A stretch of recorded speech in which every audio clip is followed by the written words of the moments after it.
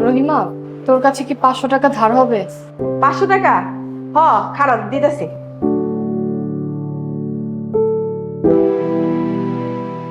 এলা না। তোকে অনেক ধন্যবাদ রে। মাস শেষে আমি যখন তোকে মাইনে দিব তখন সাথে এই টাকাটাও দিয়ে দেবো। আইসা আফা দিয়ে সমস্যা নেই।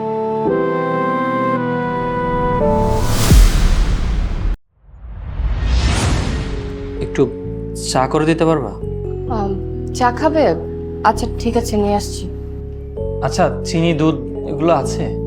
না, কিছুই ছিল না। রহিমার কাছ থেকে 500 টাকা ধার নিয়েছি, আর ওই টাকা দিয়ে সবকিছু কিনে নিয়ে আসছিলাম। আচ্ছা ঠিক আছে, এক কাপ চা নিয়ে আসো তাহলে। আচ্ছা ঠিক আছে।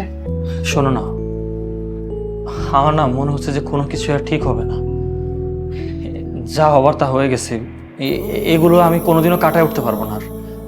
কিচ্ছু হবে না, তুমি এত চিন্তা করো না তো। দেখবে সব আবার আগের মতো ঠিক হয়ে গেছে।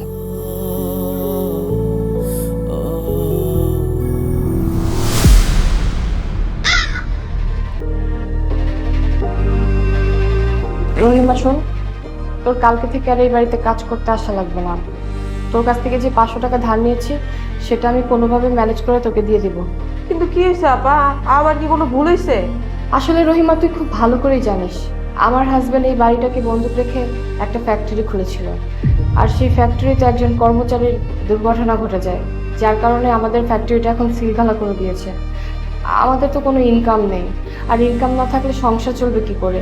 আর এমনিতেই সংসার চালাতে অনেক হিমশিম খেয়ে যাচ্ছি।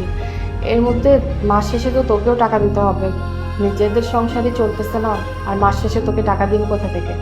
এই জন্যই তোকে বলতেছি কালকে থেকে তোর আর আসার দরকার নেই। আরে আফা, আপনি এসব কি কইতাছেন কোন তো?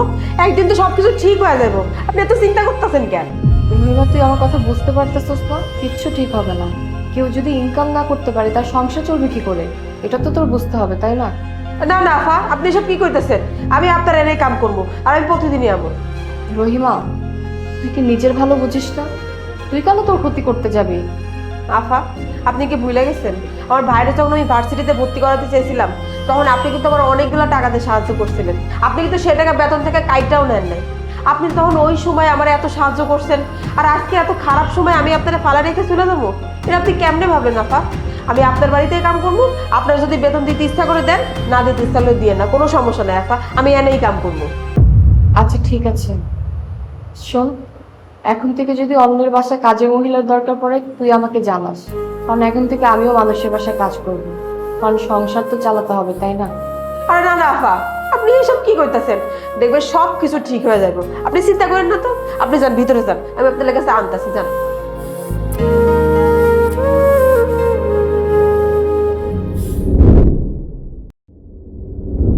আরে আয় তো, আরে আয় বস। কি হয়েছে আফা? আপনারা তো খুশি খুশি লাগতেছে।